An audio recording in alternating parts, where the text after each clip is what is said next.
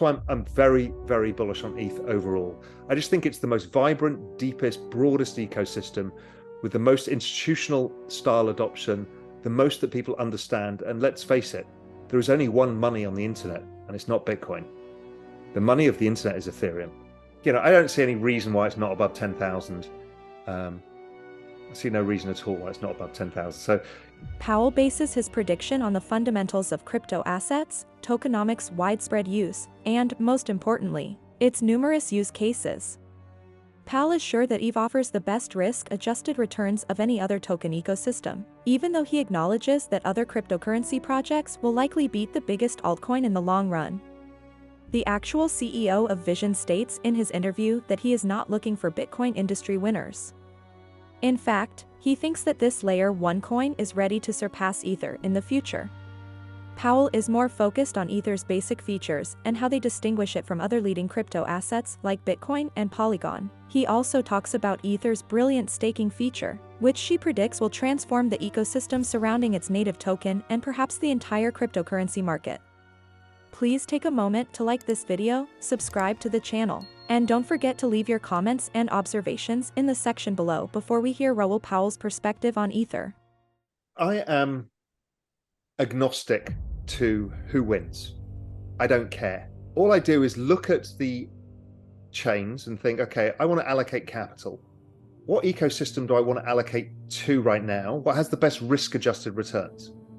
So there are going to be several projects that do much better than Ethereum and will do really well. I actually think Solana will do better than Ethereum, possibly.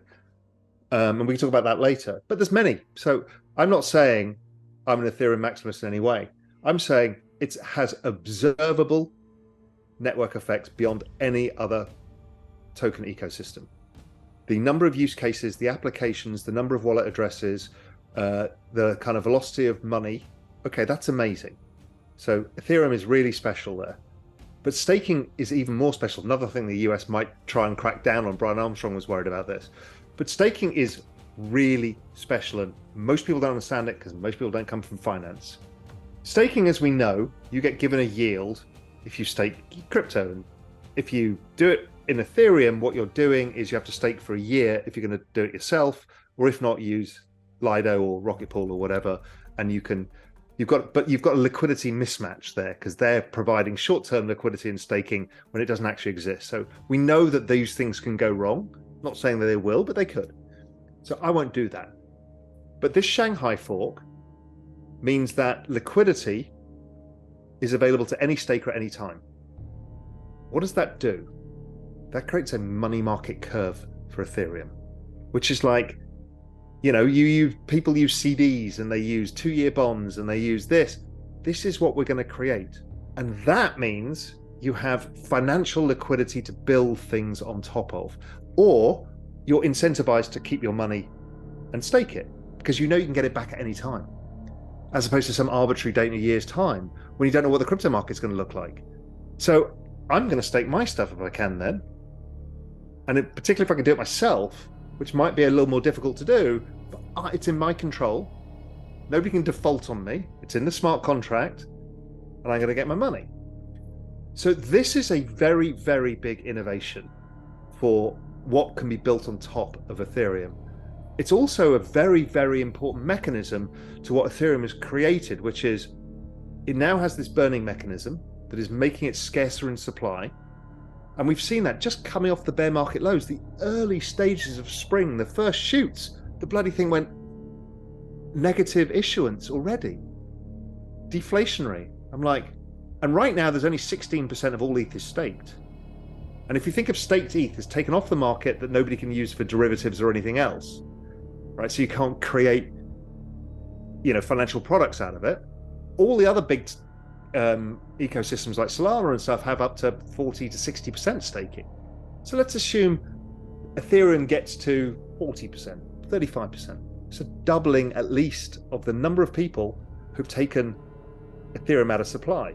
And imagine that's happening in the spring going to summer. There ain't any ETH. This is a problem. I think it may be such a problem in a bull market that it's either going to force massive upside volatility spikes that become kind of unmanageable, or if it does drive up fees so much, then obviously it bleeds into the layer twos. But they too consume ETH, so it's still circular. Yes, they consume less ETH, so it's a very interesting situation. So that's why I'm very, very bullish on ETH overall. I just think it's the most vibrant, deepest, broadest ecosystem with the most institutional style adoption, the most that people understand. And let's face it, there is only one money on the internet, and it's not Bitcoin. The money of the internet is Ethereum. It is the only ecosystem where we quote prices in a foreign currency. Now, what was hilarious today, there was a tweet out about the new Bitcoin NFTs, and they're like, they are 1 point whatever Bitcoin brackets X number of ETH. I found that hilarious because ETH is the money of the internet. Now, I don't think it's going to lose that. But that, again, doesn't mean it's the best performer, because we're going to push use cases elsewhere for innovation. We've got things like SUI coming. Aptos hasn't fully been utilized yet. We need to see the network effects. Solana, I think they're aiming for the broadest adoption by making it a consumer-friendly place, to onboard normies. Okay, that's very powerful. If they get that right, then, and their work with people like Meta and stuff like that, Instagram, is very interesting. That's super amazing. Polygon, okay, amazing group. What are they doing? They're onboarding a lot of people. They've got a lot of throughput, super interesting. SUI hasn't even come onto the market yet, and that is faster, credible team, stuff like that. So there's a lot going on here. But ETH is the easiest way because it's probably got the least risk. Yeah, I own a bit of Matic, but I don't know how to approach it because I don't know how to measure the network effects in terms of, because we don't know how it works really yet, because it generates so much less fees, so you need so much more transaction volume to generate the network value.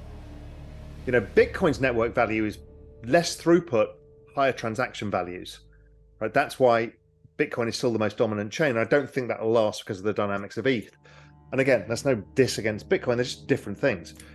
So I don't know how to value the layer twos. So I'm watching them with interest, and I got a bit of cash in them.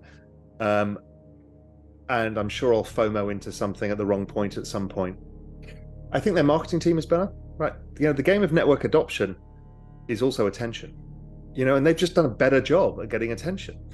They understood that doing a deal with Google, which actually meant nothing, actually got them headlines everywhere that they've done deals with Google. They did one with Disney too. They're not doing anything really with Disney, but Matic, Disney. Narratives are what wins in this game. And that's one of the reasons Bitcoin has kind of not outperformed in this down cycle. It's because it's lost its narrative. It became much more insular. So that insular narrative is, you have to eat steak, do nothing but stack sats, and have this lifestyle of complete nothingness. It's not appealing to that many people. So it's less vibrant. It's interesting. So, because these are all memes as well as technology, but it's memes that drive the adoption. And then as people join it, they start creating use cases. How accurate is Raoul Pal's forecast that Ether will win a $10,000 award during the upcoming bull market? Do you believe that over time, the top altcoin will outperform Bitcoin in more ways? Please post your thoughts and insights in the space provided below. Make sure to like the video, subscribe to the channel, and enable post notifications if you want to see more like it.